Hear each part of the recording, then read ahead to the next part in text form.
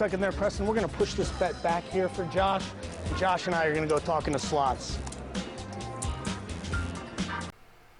Hi, I'm Jim Hartley, and I'd like to welcome you to the very first episode of TBTH Vegas.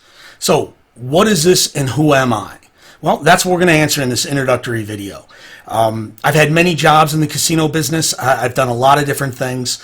One of the things that people really know of me the most is my time spent as a casino game protection agent. And that clip you just saw was from a TV show I did a few years back called Casino Wars. And I'm going to run a couple clips right now, one from Cheating Vegas and the other from 60 Minute Sports. And roll it. It does really boil down to good guys versus bad guys. If you're coming in to cheat and to get what's not yours, you're breaking the law and you're on the other side. So at the end of the day, did Phil Ivey do anything illegal in your mind? Did the New Jersey State Police arrest him? No. No, they did not. So my answer is the same as the New Jersey State Police. I do not believe that that was cheating. He did not alter the elements of chance. He didn't alter his wager. He didn't mark the cards. He did not physically do anything. They did it for him.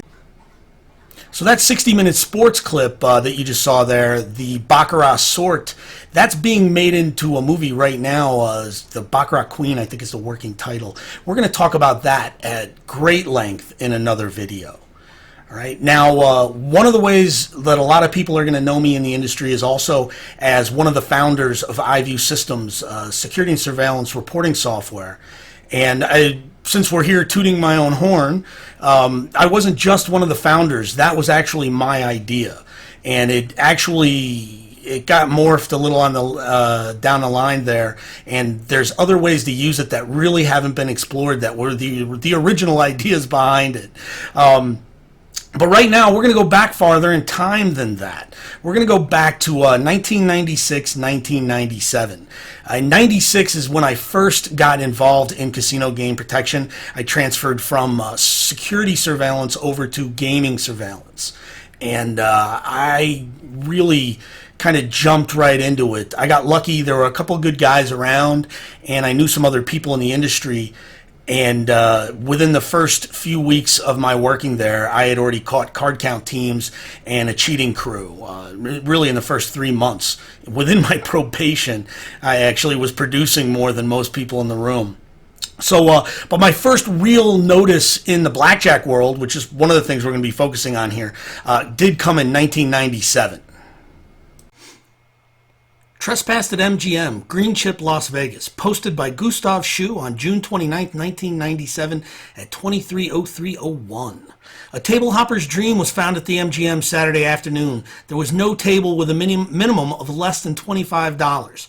Before the penetration went bad some time back, the MGM was one of my main plays. Only once did I encounter any heat. I escaped quickly that one time and had no problems since. Since the penetration soured, I've only played there 2 or 3 times. Saturday, I was spreading from 2 hands of 50 to 500, or 1 hand of 100 to 2 hands of 500, depending on the table minimum. No one paid any attention to me.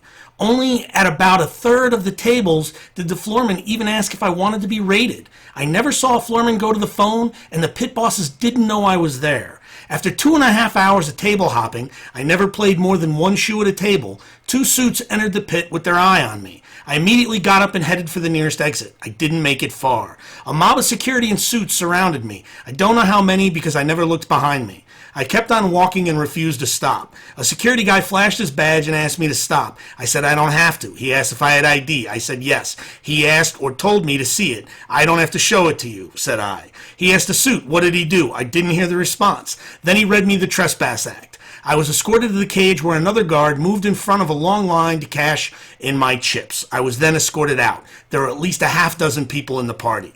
The heat came from nowhere. I'm one to leave when there is any indication of heat whatsoever, even if it's imagined. So the night that this was posted, I got a phone call. I was still at work. And an associate asked me, he says, hey, who did you throw out on Saturday night? And I said, well, I threw a couple people out. You got to be more specific. And he says, well, who did you throw out that you took to the cage and brought him to the front of the line to cash out? And I said, oh, that was Stewie Alper, you know. Stuart Alper, he's a former, actually a Ken Houston associate, been around a long time advantage player, slots, very slick. And, you know, he says, well, that's good. You know, now I know who that is. And I said, how do you know this, man? How do you know what happened? You know, what's up with this? And he says, well, it was online. And remember, you know, I was just like, what do you mean it was online? This is 1996. This is not the internet of today. It was a very different thing. BJ21 is the website it was on, and it was very well trafficked. It was great once I got in there. You know, I met up with that guy that night, and he had a password, so we were in there reading this, and it actually led even to a second. You know, there were more posts about this, and people were asking him, and they're, you know, talking about different things. And, you know, the situation, and he did come back. There was another post that was then put up, and he was responding to somebody, and he says, yeah, I've been in Griffin for years. It takes a pit boss or higher to call surveillance. And as I said earlier, there was no attention from the pit. I can't believe with my low stakes that surveillance spotted me on their own. Either I missed a phone call or I was fingered. No, I recognized him. He was in volume 3, actually. But I used to go through all of them because people don't go away. They come back all the time. And a lot of time I found they never went anywhere. They've been there the whole time. It's just people didn't identify them. They weren't looking at them for whatever reason, or they just weren't good at recognizing people, which you should know how good someone is at that. I'll teach you how to do that down the line too. So this was really the beginning, and shortly after this, there was an article in Blackjack Forum, and that was even better because it hooked me up with a gaming legend. So this was the fall 1997 edition of Blackjack Forum. It was a quarterly, 4 times a year. And in Notes from the Blackjack Underground, there was a blurb. The MGM, which had been something of a blackjack haven for team play, has been nabbing even shuffle trackers and ace sequencers. As always, there are spies amongst us, although they may call themselves consultants. Editor's note, we have it on pretty good authority that the MGM Grand hired Steve Forte a few months ago to train their surveillance personnel to recognize ace sequencing strategies. So I absolutely loved that magazine article because that was me. That was totally me. There was nobody else in the room producing like that. And I was on a tear of epic proportions on getting rid of undesirables, whether they were cheaters, advantage players, card counters, ace, like they said, all kinds of folks. And it was really based on photos. If I see a photo of somebody and they're down there, good luck. And I kept up on it. So I looked at who was moving around. I tried to make sure that, you know, I knew what was going on. Now, when that came out and they, about Steve Forte, which was great because he's like, you know, the ultimate, the guy knows more about casino cheating, etc., advantage play, all that stuff than anybody. To be confused with him was beautiful. Now, in the very next episode of Blackjack Forum magazine again, the winter 97 version, Steve Forte responded to this. So Steve Forte responds, you know, obviously in the next issue, and he restating some of this stuff, and he says, surely you don't believe that quality BJ material is consumed by the players only. How many casino executives, surveillance directors, Griffin agents, and consultants read the books, Matt, and subscribe to the magazines and surf the net? Exactly. That's what was going on more than anything. Now, he continues on, and one of the things he says, as to working for the MGM, the good authority was mistaken. I was not hired by the MGM to help train surveillance to recognize ace sequencing strategies. I was hired to conduct game protection training for pit personnel and management. To the best of my recollection, the MGM surveillance is a separate entity falling under the auspices of corporate security and didn't even participate in the program. Ding, ding, ding. Exactly fucking correct. Because I was pissed that I didn't get to go. I knew about it happening. I talked to some of the casino folks, and it was really irritating that, you know, they were going to this extent and they didn't let us actually be involved. So he goes further, when a player or team gets backed off utilizing a strategy with so many nuances, intricacies, and built-in camouflage, it's unlikely that the strategy itself was detected. It's much more likely that the property recognized a face, team MO, or specific playing or betting style associated with prior incidents. Maybe new management takes over and snaps off the play because they previously backed off the same team in another property. I don't know this for a fact, but this is probably what happened in the scenario that you and Arnold are subtly trying to allude to. Ding, ding, ding. Exactly correct. Every single thing he said there was exactly correct. It was me looking down and seeing these guys. That exchange in the magazine Blackjack Forum was great. I really, like I said, I couldn't get enough of that. And one of the reasons why it had come about, when they say this, you got to put the numbers to this. They noticed it because in a year and a half, I backed off or 86th and threw out like over 120 people. And that was a lot. In the previous 3 years that place had been open, they had in the 86 book under 60 people. So I more than doubled the output of the entire surveillance room in half the time. It was truly the happy hunting ground at that point. Very shortly after that, I left to go to another casino. Now, that year, after we had done that, we held in one of the largest blackjack casinos in the world at the time, almost 17%. 16.9% hold on blackjack. Okay, and I left, I went to another casino for a few months, and the casino folks actually got a hold of me from MGM and said, hey, come work for us. I said, why? And they said, well, because our hold is 9% right now, and it's not doing much better. And we think it's because, that everything you threw out has come back, and surveillance is not catching people. So they brought me back as an on-the-ground, working for the casino investigator. I was the casino investigation supervisor. I supervised myself quite well, I might add.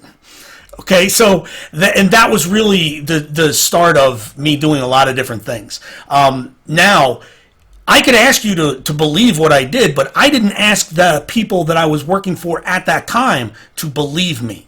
I proved it to them. I had the company got me a little video camera, and I went out and I gathered intel on foot by myself. So I'm going to show you some of this video, which shows you firsthand from the ground video of quite a few famous blackjack players and team members from the bigger teams. And I've got a lot more. When I checked my ID files of video I had on file of folks, I had over 550 clips. And they range from 30 seconds of one person to 10 minutes of 10 or 15. So I'm going to give you a quick rundown of these guys. This is a who's who of the blackjack world, really quick, and I can do a lot more, like I said. But let's roll this, and you can judge for yourself. Okay, let's start it out with Tommy Highland from the Highland team. And who was that watching him? Oh, that's Richard Highland, king, man. There he is. He's right behind him. Oh, this is the opening of the Bellagio? Oh, and right across the pit? Oh, and there's somebody walking right behind Richard. Hey, look over here. Look over here. You see me? Yeah, there you go. I'm looking at you, bud. And there's another one. So there's some key members of the Highland team all in one night. Here's a couple more. Some more. There you go. Now we come over to the MIT crew. Here's Johnny Chang, Andy Block, Manny Lopez. One of my favorite counters here, Lori Sao or Lori Chang, Kiana. Awesome. MIT, this is a longtime BP. We had him a few times. Richard Chen, also another well-known BP from them. Now here's Lori. This is really one of the first times we had become really noticing her. And here she is bringing in Ping Chen. There you go, from the ground. That's a call-in, bringing in the money to a game. Yuchen Lee, big player. Now here's a solo player, Mr. Raymond Mathai, and he just had a guy jump into his game. He's probably a little irritated. I bet the count's high because David Chen Wang from MIT just jumped in. And who brought him in? There she is. Now here's another jurisdiction altogether, and we got another MIT team playing. Here we go with bringing down the house. This is that crew. This is, again, all in one night, one place. There's another location. This is him playing location at Bellagio. Now we come to the Greek team. One of the smartest blackjack players, Maria Sakalis, her brother Nicholas. Here's Alex Lascaris with Maria. And here's Alex by himself, Joe Cool, smoking a cigar. Kevin Murphy, another member from the beginning. Oh, there's what a play. Michael McNamara, one of the original guys. Vic Agnish, one of the managers down the line.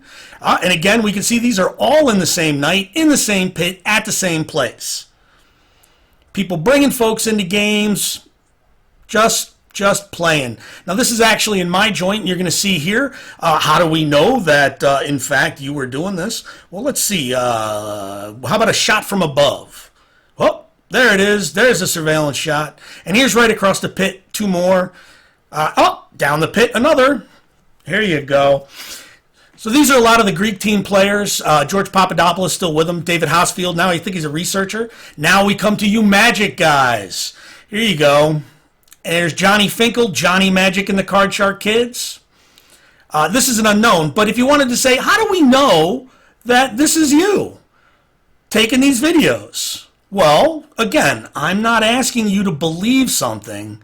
I'm just going to prove it to you. So there I'm looking around, finding somebody else, and wait a second, wait for it, here we go. There I am with the video camera, taking the video at the very same time that we see it on screen. Wait for it. There you go. There's that guy. And here we come back again. And there's the video I'm taking at that point. And you'll see when we come back here, it lines up really well because that guy's getting up and moving, and the guy in the striped shirt sitting down, and I'm sitting there videotaping Yu Zhong Zhang. He actually knew me, stopped and talked to me as I was walking away. And then so for those who say, oh, well, you just happened to be there and you got this, here I am with the casino shift manager pointing out the people to be tossed out. And again, we would just back these people off a play at this time. They're not doing anything illegal. We just don't want their action. So it's just simply refusing service. That's really the way you should do it. Well, that's it for today. And I know at 15 minutes in a YouTube video, that's a bit long. If you made it this far, I want to sincerely thank you for watching, and I hope to see you again. And that's TBTH Vegas. Jim Hartley out. Have a good day.